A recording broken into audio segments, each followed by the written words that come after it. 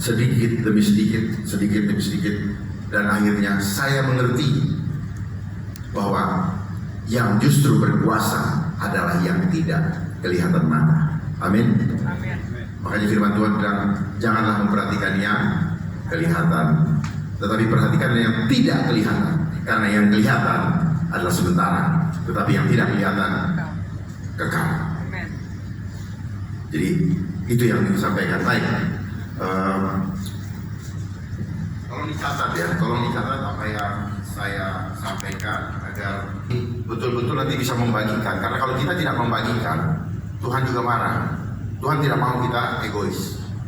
Orang yang tidak memperhatikan, orang yang tidak mendapatkan, orang yang tidak berusaha untuk mendapatkan sesuatu lalu membagikan kepada orang lain, di mata Tuhan dia egois. Dia tidak berbuah. Digitalisasi menghancurkan nilai-nilai ketuhanan, itu tanda tanya. Bagaimana dampaknya bagi pelayanan gereja? Baik, Wahyu 13 saya bawakan di sini saja karena ini sangat erat hubungannya dengan Wahyu 13 ayat 15 sampai yang ke-18. Pelan-pelan kita baca, kita simak baik-baiknya, dan perhatikan cara membaca firman Tuhan agar betul-betul firman itu berbicara ke dalam hati kita. Dan kepadanya diberi kuasa untuk memberikan nyawa kepadanya, memberikan nyawa kepada patung binatang itu, sehingga patung binatang itu berbicara juga,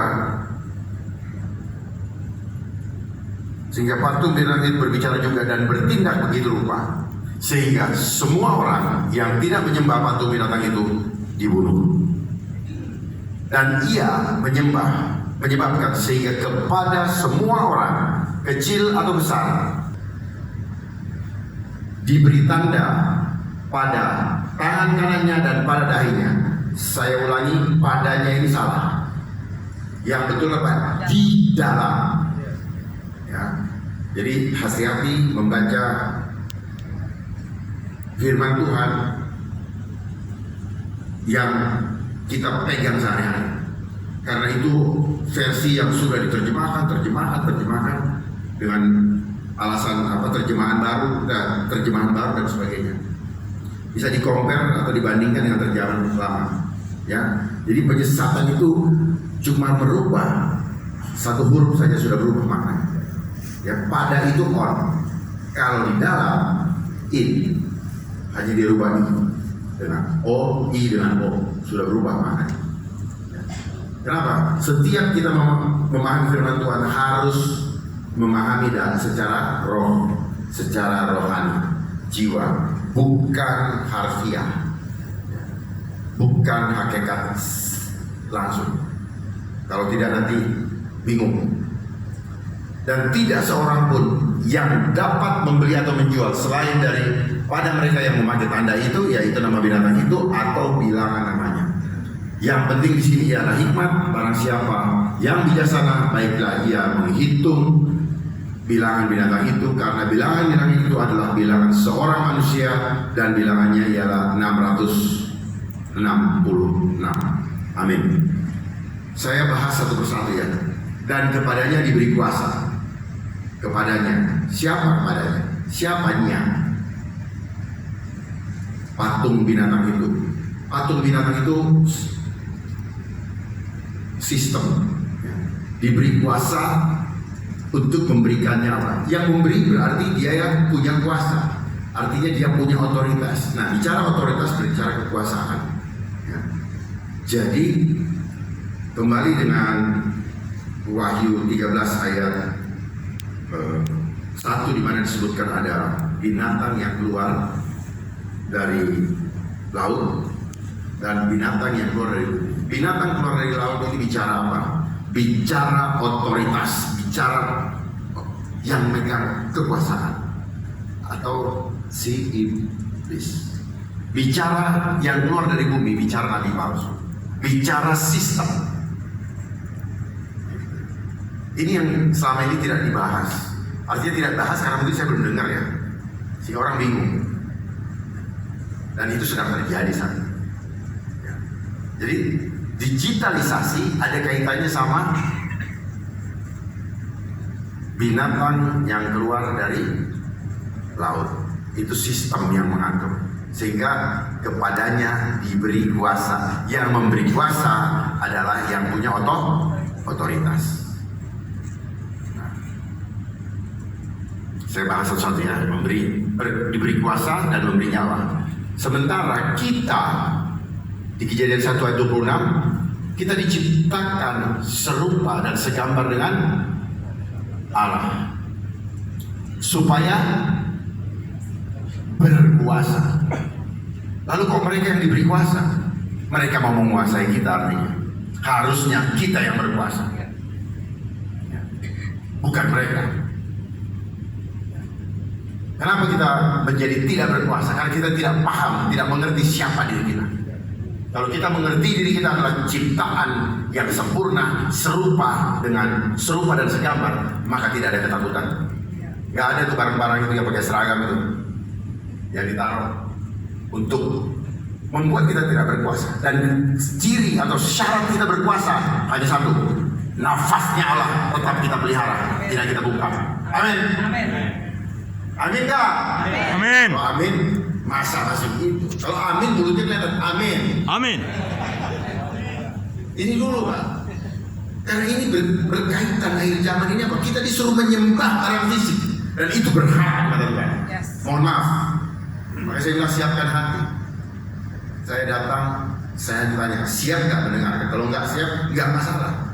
Saya nggak kejar tayang kok. Saya nggak cari apa-apa. Makanya saya suka tadi dengan lagu apa?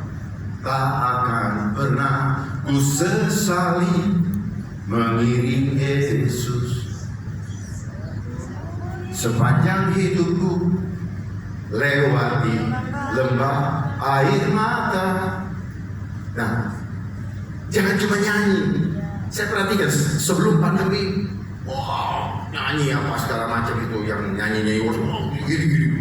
Setelah pas pandemi, ngomong kosong gitu. Jangan ibadah ritual fisik. Makanya dibilang ibadah yang benar adalah ibadah dengan dalam roh dan kebenaran. Roh itu jiwanya, bukan fisiknya. Maaf kalau ada yang tersinggung, saya harus sampaikan karena saya belum tentu hari ini kita ketemu, minggu depan atau bulan depan dan kita ketemu lagi. Saya nggak tahu apa yang akan terjadi dengan saya, dan saya tidak tahu apa yang terjadi karena waktunya sangat singkat. He is coming soon. Yes. Tapi kalau kita hanya Kristen nominal, Kristen yang suka, dia pilih yang mana yang dia suka untuk melayani, maka kita nggak akan terpanggil, kita nggak akan terikut, kita akan left behind.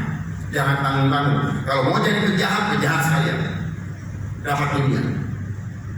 Kalau enggak sekalian, jadilah anak-anak Tuhan yang sungguh-sungguh anak-anak Tuhan. Jadi warrior-warriornya atau prajurit-prajurit Tuhan yang tidak pernah memikirkan memusingkan kehidupannya karena sudah ditanggung oleh komandan. Amin. Sehingga patung binatang itu berbicara juga. Jadi kepada patung binatang, patung itu apa? Sistem. Binatang itu apa? Iblis. Jadi mark of the beast, lambang iblis itu dianalogikan, disimbolkan dengan patung binatang.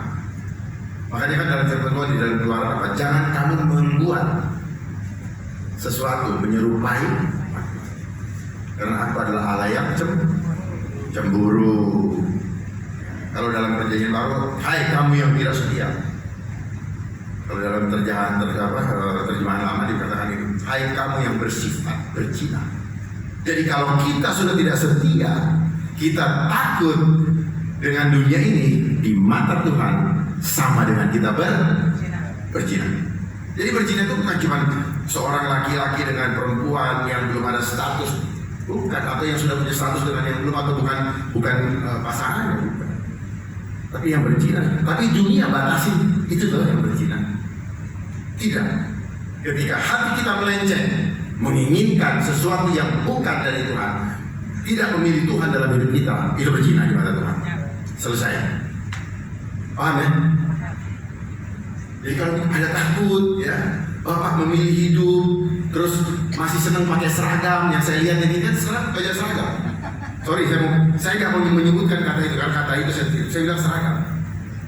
Bapak sudah selingkuh. Mohon maaf. Jadi tolong kalau ini jangan selingkuh. Nggak ada gunanya bapak pergi datang ke tempat ibadah, nggak dapat apa. Kalau saya kasih tahu rahasianya di dalam Ayub 34 ayat 4. Aku mengambil nafasku dan mengembalikan kepadanya.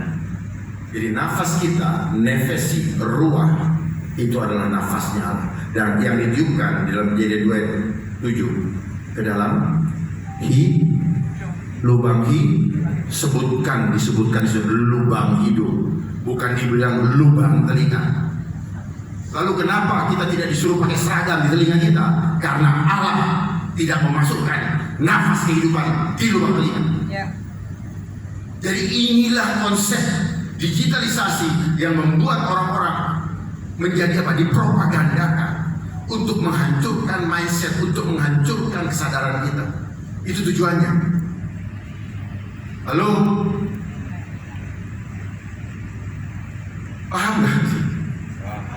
Paham, tapi saya lihat masih bingung. Nggak ada barang itu.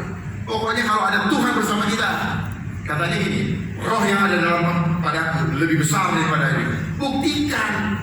Itulah namanya anak-anak terang. Kita harus memancarkan kemuliaan Tuhan dengan muka yang tidak berselubung. Amin. Amin. Mana? Tidak berselubung itu tidak ada serang. Tidak pakai topeng. Iya ibu, ibu boleh ketawa. Saya bisa buka firman. Saya menyampaikan Tuhan marah, nafasnya dianiaya oleh kita. Buka firmannya di Ayub 33 ayat 4, Ayub 34 ayat 4. 3:14, bukan. Saya belajar di situ, saya temukan rahasianya. Supaya apa? Supaya berkuasa.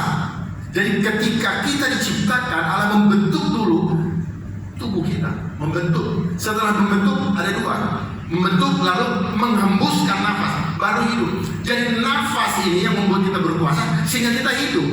Kalau nafas diambil, rohnya diambil, mati kita nggak ada harga kita. Benda mati. Itu yang dimaksud. Jadi saya bisa ngomong kayak gini, ambil itu, saya perintahkan itu karena saya beri kuasa karena ada nafas. Saya punya suara, punya kuasa karena apa?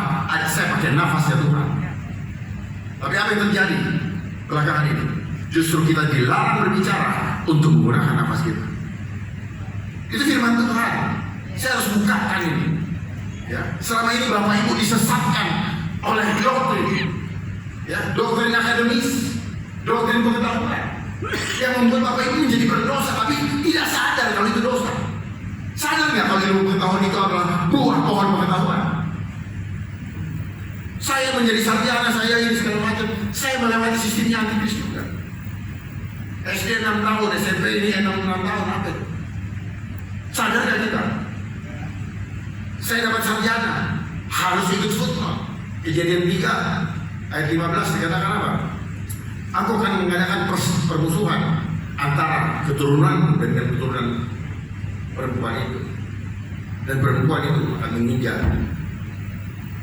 kepalamu dengan tumitnya. Apa yang ada terjadi sekarang? Yang ada kita yang diinjak lewat apa? Konsep footnote. Sebenarnya diinjak apa? Pikiran kita. Sadar nggak sih? Yang Tuhan mau kita memahami pohon kehidupan, makan pohon kehidupan, dan kehidupan hanya ada di dalam Yesus Kristus. Amin. Dia adalah air kehidupan, dia adalah sumber kehidupan. Firman-Nya tinggal tetap dan hidup selama-lamanya. Dia Alfa dan Omega. Jadi saya ingin mengencourage kita supaya kita jangan jadi orang Kristen yang jangan menganggap bahwa Kristen pasti selamat. Agama tidak menyelamatkan. Saya tidak mau mengatakan bahwa Kristen itu agama, tapi Kristen itu adalah pengikut Kristus. Justru karena ada Kristen, ada ini kita dibilang ini, akhirnya apa? Kita menganggap orang lain adalah musuh kita. Dan di situ mulai kita tidak mulia. Di situ kita sudah menjadi berdosa lagi. Oh, saya paling benar. Kata siapa kalau paling benar? Jadi istilah-istilah yang kita dapat di pelajaran kita itu buatan mereka semua. Untuk menggiring mindset kita, luar biasa kan? Karena mereka revenge ini, balas dendam sudah dimulai sejak apa? Allah mengusir si penyesat itu, si pendusta itu dari surga. Itu awal mulanya. Jadi dia mau revenge. Jadi orang yang punya dendam itu ada roh iblis. Gitu. Ya. Jadi dia mau revenge. Dia mau bikin Allah menjadi kecewa terhadap anak-anaknya yang dicintainya. Cuma itu semua. Oke. Apa? Pemaksa. Itu yang terjadi sekarang. Kenapa pada seragam? Karena dipaksa, betul? Ada yang ketawa tapi tetap mau melakukan itu. Ya ibu, saya tertarik mendatangi. Saya suka challenge orang. Ya, saya pengen tahu reasonnya. Bapak ibu semua sudah kena tipu daya iblis. Kenapa? Bapak tidak mengerti firman. Hosea 4 ayat 6. Umatku binasa karena dia tidak mengerti firman Tuhan. Ibu baca ya, Hosea 4 ayat 6. Umatku binasa. Mau binasa bu? Gak mau. Mau ikut Tuhan? Kenapa tidak mau lakukan firman Tuhan? Kita adalah pendus. Siapa bapak pendusta? Iblis. Gampang kan? Very simple memahami. Gak usah sekolah. Minta hikmat. Permulaan hikmat adalah permulaan takut akan Tuhan adalah takut akan Tuhan adalah permulaan pengetahuan. Jadi cukup takut akan Tuhan. Tuhan kasih semuanya. Amin. Gak usah makan pun Tuhan kasih. Jangan pikir kalau kita gak punya duit kita gak bisa makan. Kalau kau setia, Tuhan merubah batu menjadi roti. Benar. Berani mulai saat ini untuk tinggalkan fasilitas dunia, baru berkenan kepada Tuhan. Sama seperti anak muda yang kaya datang kepada Tuhan. Berani tidak? Tuhan cuma butuh apa? Hatimu. Tuhan gak butuh apa-apa dari kamu. Dan ia menyebabkan, begitu rupa itu dipaksa, sehingga semua orang yang tidak menyembah patung binatang itu dibunuh. Menyembah patung binatang itu dibunuh. Artinya apa? Kalau kita tidak menyembah itu ngikut, ya, ikut apa kata dia, dibunuh. Contoh, apa yang terjadi sekarang? Kalau bapak ibu tidak punya peduli lindungi, tidak bisa kemana-mana. Itu adalah patung binatang. Sadar gak? Ada nggak yang punya peduli lindungi sekarang? Ada. Ya, menyembah patung binatang. Kenapa kita harus ikut? Kenapa kita dipaksa ikut? Karena kita takut mati. Kita takut nggak makan. Ayo, kita takut nggak makan. Hanya karena itu bilang aku siap mati buat engkau Tuhan. Sama kayak Petrus. Begitu di challenge, begitu berhadapan dengan masa krisis, teruji dia punya iman. Ternyata imannya apa? Iman kali 5. Banyak yang memulai dengan roh dan mengakhiri dengan daging. Dan ia menyebabkan sehingga kepada semua orang, kecil dan seterusnya. Artinya apa? Tidak terkecuali. Dia akan memaksa kita. Seperti yang Bapak Ibu rasakan hari-hari ini. Ya. Kalau tidak ini, tidak bisa ini. Kalau nggak ini, nggak sekolah, nggak bisa ini. Kalau nggak begini, nggak bisa sekolah. Kalau nggak begini, nggak bisa terbang. Kalau nggak begini, nggak bisa itu. Apa itu namanya? Diberi tanda pada tangan kanannya, di tangan kanannya, atau di dahinya. Jadi salah satu. Dan tidak seorang pun yang dapat membeli atau menjual. Jadi apa? Yang begini. Itu adalah latihan. Latihan supaya nanti apa? Supaya terbiasa. Begitulah cara membuat menciptakan karakter manusia. Dilatih berulang-ulang menjadi kebiasaan dan akhirnya menjadi karakter. Seperti itu. Dan dulu males terus cukup 21 hari. Tubuh manusia itu 21 hari sudah ikut. Nah, saya kasih tahu rahasianya. Kenapa kita mengikuti agendanya antikris atau iblis? Karena di dalam alam roh, di alam roh kita kalah. Kalau manusia roh kita kalah, maka jiwa kita tunduk, maka tubuh akan hidup. Jadi kalau roh kita kalah, manusia, jiwa kita akan tunduk. Kalau orang bilang kecut, sudah kecut apa ya sudah? Kecut itu ciut. Kalau orang ciut apa? Ikut dong. Mau dia ikut mungkin dia nggak suka, dia sadar. Tapi dia udah nggak bisa berbuat apa. Dan Tuhan sedih, selingkuh. Paham ya Bu? Saya lihat ibu ini paham sekali, matanya tajam. Gambarkan mata Yesus. Ya, orang bisa lihat dari matanya. Orang takut itu dari matanya. Mau dia alasan gimana dari matanya. Makanya firman Tuhan dalam Kejadian 2 Korintus 3 ayat 18. Dan kamu mencerminkan kemuliaannya dengan muka yang tidak bersuruh, tidak takut, tidak khawatir, tidak pokoknya segala macam. Karena apa? Ketakutan itu apa? Roh. Dan yang ketakutan kasihnya tidak sempurna kepada Allah. Halo, Ibu. Saya terbeban dengan ibu ini. Kenapa? Karena beliau punya anak. Seorang ibu harus menjadi pilar doa untuk keluarga. Tapi kalau seorang ibu menjadi penakut, anak-anaknya pasti penakut. Ibu sedang menularkan virus. Ya, saya buka rahasianya. Yang disebut virus adalah sesuatu yang menular. Yang menular itu bukan fisik tapi roh. Ya, itu roh. Virus itu singkatan dari vibration of us. Jadi vibrasi itu sesuatu yang memancar dari tubuh kita. Karena di sini ada roh. Itu vibrasi, itu adalah energi, itu adalah kuasa yang entah baik atau buruk. Kalau hasilnya membuat orang itu menjadi baik, itu namanya dari roh. Tapi hasilnya itu dari roh. Yes. Clear kan? Tolong ditantang saya supaya kita komunikatif. Dan setelah ini berubah, kalau nggak percuma. Kalau nggak percuma. Dan ia menyebabkan semua orang ini di tangan dan dahinya. Nah makanya cut itu semua latihan supaya nanti pada saat dilaksanakan secara menyeluruh kita tidak kaget. Harapannya begitu. Tapi bagi anak-anak terang kita bisa melihat dan dengan tertawa rencana apa lagi yang mereka mau kerjakan untuk menipu kita anak-anak terang. Kita tidak bisa ditipu karena kita tahu apa yang dia melakukan. Bapakku sudah sampaikan. Amin.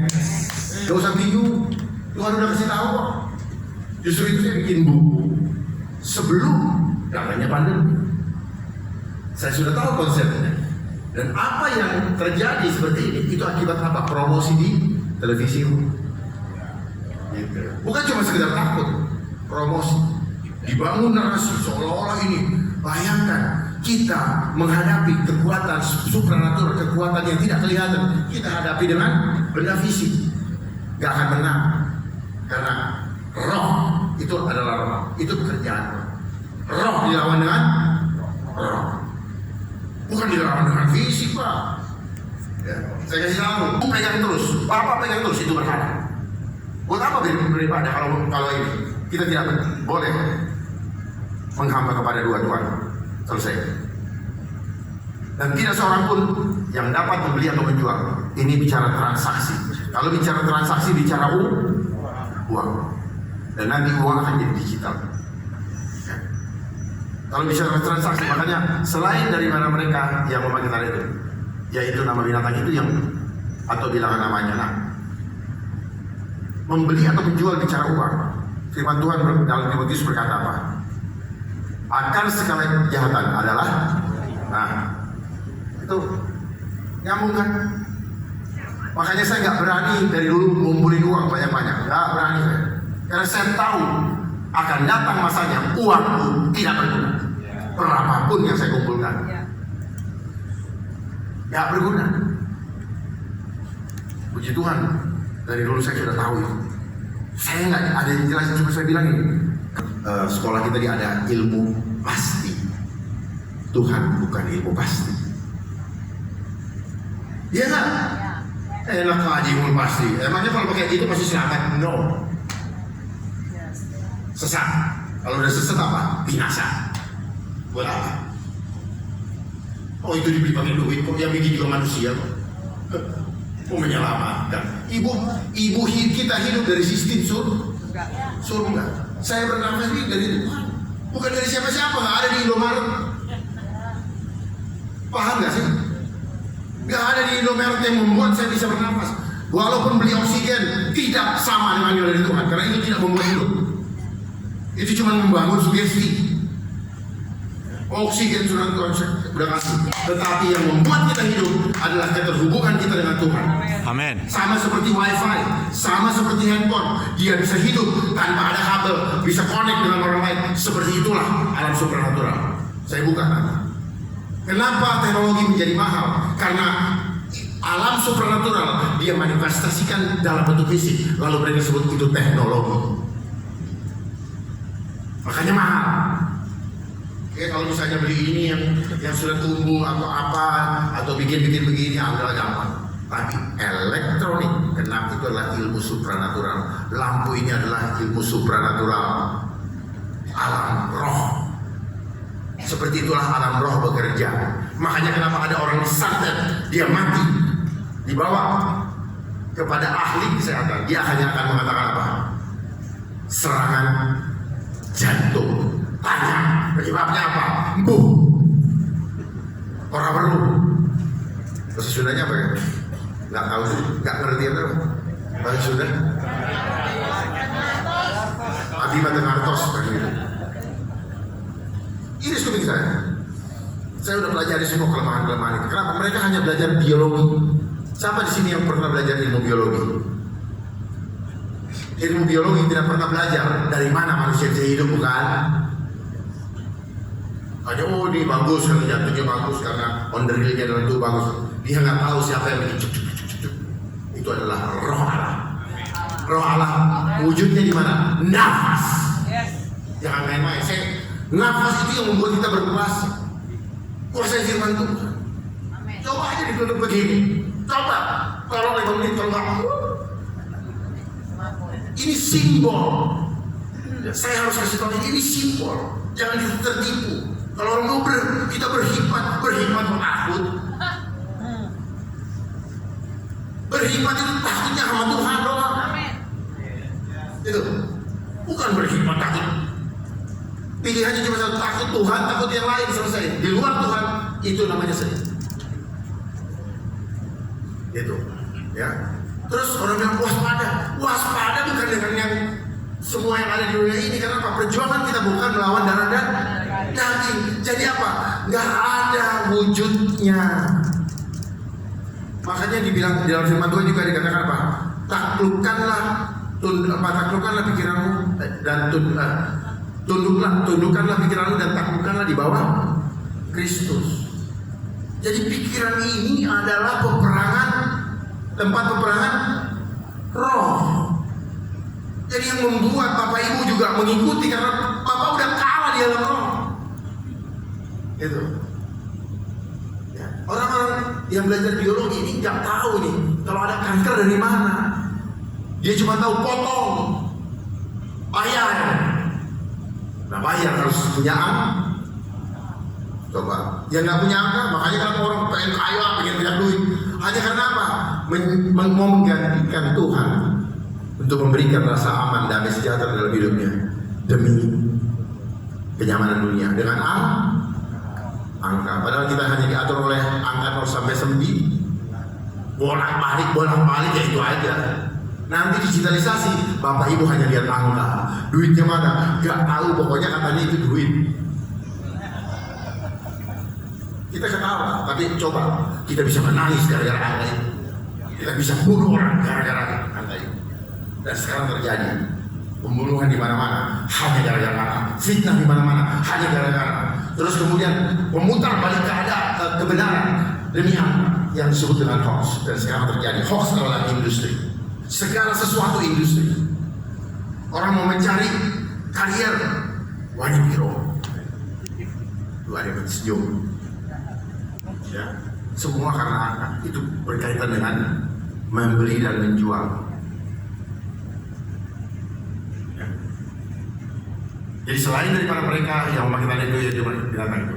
Nah, nama binatang itu adalah nama panggilan daripada si iblis, bilangan namanya. Karena itu adalah bilangan manusia, kita diciptakan hari ke-6. Ya, makanya dia suka dengan angka 6. Tetapi angka 6 adalah masih manusia berdosa. Kalau angka 7 itu hari ke-7, di mana Tuhan sudah berhenti dan memuduskan. Memuduskan itu apa? Memisahkan untuk Tuhan. Separated unto God, memisahkan spesial untuk Tuhan. Paham ya? Kita dipisahkan oleh Tuhan. Makanya dia 666 gagal gitu. Mau sampai kapan? Gagal. Imani itu sebagai anak-anak terang. Amin. Oke. Belum. Yang penting di sini ialah hikmat. Para siapa bijaksana, baiklah ia menghitung binatang itu. Nah, kalau di terjemahan lama dikatakan inilah hikmat. Lebih tegas dia langsung inilah hikmat. Barang siapa bijaksana, baiklah ia menghitung binatang. Kalau dalam perjanjian terjemahan lama dikatakan nanti itu paham betul. Baiklah ia menghitung bilangan itu. Menghitung di sini artinya apa? Mecahin masalah, pecahkan teka-tekinya. Gitu.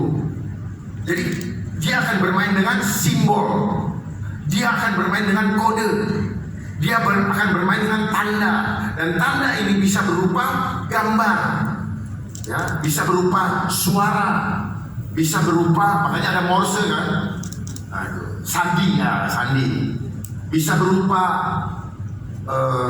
tulisan, tanda, makanya kita harus pecahkan. Nah, bagi orang yang tidak beriman, apaan sih itu? Cocokmologi.